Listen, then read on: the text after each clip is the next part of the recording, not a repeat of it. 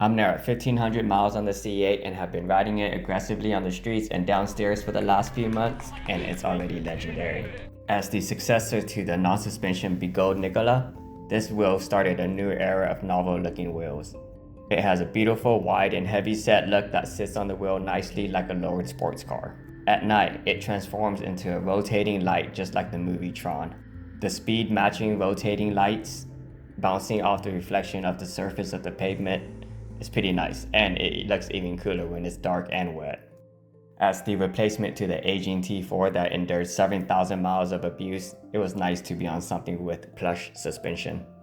I took the T4 through rainstorms, ice events, countless drops, and aggressive riding. My current stable is the 10-inch M10 5P with 1200 watt tile motor, the 14-inch Falcon with the 1500 watt motor, and the 16-inch C8 2500 watt hollow magnesium motor. The Falcon sits at the middle with a 900 watt battery but at 100 volts versus the M10 5P and the C8 84 volt. The Falcon and the C8 both do extremely well on what the T4 did okay with. That's comfort for the streets and lightness for off-roading. The C8 and the M10 both have Samsung 50S batteries, and at 750 watt for the M10 and 1500 watt hours battery for the C8, which is twice as much. The benefits of having 50S batteries gives the wheel full power all the way down through the battery levels and faster acceleration, as well as stronger braking due to the higher power throughput. The M10 5P is hoppy at 15 miles per hour and tops out at 30 with 30 miles of range. The Falcon is hoppy at 20 and tops out at 30 with 40 miles of range, while the C8 is hoppy at about 25, tops out at 40, and capable of going 60 miles. Riding the C8 aggressively gives it an edge over the Falcon by being more stable at any speed. The street tire gives it a predictable lean, while the Falcon knobby gives it a tippy feeling. Carving on the C8 with soft suspension allows you to preload at the peak of every carve and bounces you from side to side that is difficult to achieve with stiffer suspension. The C8 rides more like a well-precision BMW versus a go-kart feeling you get with the Miata from the Falcon. You can get the same bounce-back feeling on the Falcon, but the waves are much shorter with the higher rebound rate. Initially, the suspension felt stiff, but after a few hundred miles, it really softened up. Even though I could bottom out just by jumping off a curb, it is worth it to be able to float across rough pavement. Overall, I like the feeling of the suspension over any that I have tried so far. My riding style is quick acceleration to 25 with heavy brakings with lots of carving and tight maneuvers. When commuting, I try to avoid pedestrian, and if I do encounter a busy area, I go slow and sometimes remove the helmet. Pedestrians should not have to move or give me any attention, as I give them enough space and choose the path of least resistance, even if it means riding in the grass. Jumping off curbs and sometimes stairs help avoid encountering pedestrians, which also opens up a whole new level of urban commuting. The acceleration and braking isn't as instant as the Falcon, but it is stronger, and with pads, it is easy to punch out of corners and brake heavily. My feet position is forward and geared towards comfort with a neutral stance that puts me at about 15 miles per hour. This position does increase the wobbling, but also decreases the amount of input I need to do to maneuver the wheel. This position also gives you a higher chance of getting twisted up when heavily accelerating, but worth it for its comfort. Riding aggressively forces you to stay in the zone and keep an eye out for everybody. I make a mental map of everyone's direction and their projected path. This saves the headache of unnecessary interactions and keeps everyone safe. The stock pads are terrible, and I didn't even put it on to test it. It does protrude out more than the City M10 5P, but not enough to put pressure against. I made sure to have pads ready to slap on to make it rideable and look good.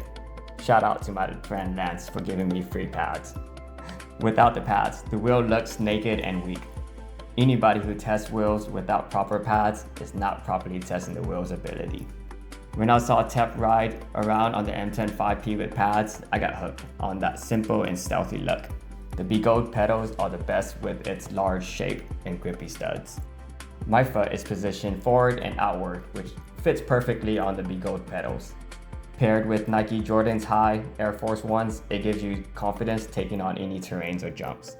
Slipping is minimized with tall studs, proper pad placement, and grippy shoes. Let's talk suspension. I still take stairs up to 8 steps, but have to hit it at a perfect speed to float down without bottoming out. You can set the preload on the C8, giving it more controlled starting point, like initial sag, but I am honestly too lazy to open her up for that. There's like 50 screws or something. The adjustments are on each side of the wheel, accessible anytime, to adjust the softness or firmness. It is best to start from the softest setting, which is all the way counterclockwise, and then work your way clockwise. There is about 20 rotations on each side, so your fingers will be hurting. One of mine seems to be locked at the moment, but I'm keeping it at the softest setting, so I'm not concerned. I can actually move it if I use a wrench. At first, the suspension was very harsh, even at the softest setting, but have settled into a very comfortable cruiser that can handle light off-roading with a 16 by 3 inch street tire. It doesn't work well with off-road, but I do have the Falcon, which has 15 by 3.5 inch off-road knobby tires for that. The C8 suspension is a mid-mounted spring and oil shock setup with 70 millimeter of travel versus the T4 linkage air suspension with 100 meters and the Falcon with 60 millimeters. I don't feel much difference and always felt the T4 suspension felt weird to me, and most people replace them due to their eventual failures anyway. I rode the T4 6,000 miles with no suspension. The C8 suspension is smooth and feels better connected than the T4, and that may be due to the mid-mounting shocks. It handles small bumps perfectly fine and smooths out rough terrain, which opens up a new area of riding for me. The 2 knobs on each side for suspension controls both the rebound and compression. The preload settings allow you to give more spring to the system or remove depending on your weight. I have the preload at the default settings, which is probably uneven, and the wheel barely moves when standing on it for me, but eventually after a few hundred miles it started to sag more, which is perfect at the moment. My compression and rebound is set completely to the left, all the way to the softest setting, and this allows maximum absorption of poor street condition and enough to handle stairs without bottoming out. But I really do have to be conscious about bottoming out. The springiness also adds another layer of fun when carving under 20 miles per hour that feels playful but can easily speed up to 30 miles per hour without feeling too soft. The CST tubeless street tire feels amazing and smooth on street, yet can handle off-road fine, but only at low speeds. Having a quiet tire is nice after riding around on an off-road tire the last 2 years. Carrying it upstairs is a pain, but the handles make it easier if you use the front bar and kickstand. The top handle for your hand is also in a great location to lift from. I use it to roll down the stairs as the trolley handle is awful with the worst ergonomics. The trolley handle latch was difficult to open for a few weeks, but it seems to have loosened up. The area where your hand goes has the latch in the way, and you can't easily move the wheel without turning abruptly or tilting. The Falcon has the best trolley, but the T4 trolley was the most ergonomic as it was built into the seat and has a push button. It does hit you in the balls when you hit a bump too hard though. The kickstand is the only sharp and pointy piece of the wheel and has already got me in the leg a few times, just moving it around. It does seem to prevent any water from coming up the backside. I lost my T4 fender early and always had a wet butt. Charging the battery is also difficult. The rubber cap is hard to put back on due to the small space, and due to where it hinges out, you have to dig for it to get it back over and close it. You can lift the trolley handle out and access it easier, but the trolley handle is also a pain in the butt. On the charger, it's also nice that it has an indicator of how much battery percentage is on your wheel. It comes with a nice loud 5 amp charger that can quickly charge your 1500 watt battery within a few hours. The slow 1.5 amp on the M10-5P takes all night to charge. The Falcon, also pretty fast. It seems like every wheel has an issue accessing the charger, so nothing big, no big deal. For the lights and speakers, The smooth, round, and black out body with the minimal brake lighting and small front headlight gives the C8 a clean, retro, industrial, unique look. With the lights on at night, this wheel turns into a beautiful, futuristic Tron wheel that attracts attention with its unique lighting options. The way the spinning lights hit the floor while matching your speed gives an impression of footsteps that look ridiculously cool from all angles. The power and spin kill button is in the worst possible position due to not being able to access it while riding. The headlight is also in the same spot, so very difficult. I usually like to ride with the headlights off around pedestrians, but if you angle the headlight straight down, it isn't an issue.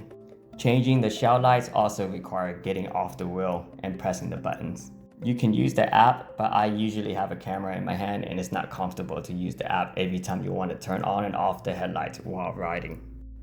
There is also an issue where when I change the colors in the app, it causes the wheel to vibrate for like a split second, and that's not good. There are many light options that you need to cycle through using the power buttons. The 8 speakers are also very, very loud and surprisingly clear with dedicated bass and tweeters. The colors are red, red plus headlight, blue, blue plus headlight, rainbow, rainbow plus headlight, rainbow spinning, and then the last one is the music reactive lighting. I haven't used that yet. Will the C8 work for you?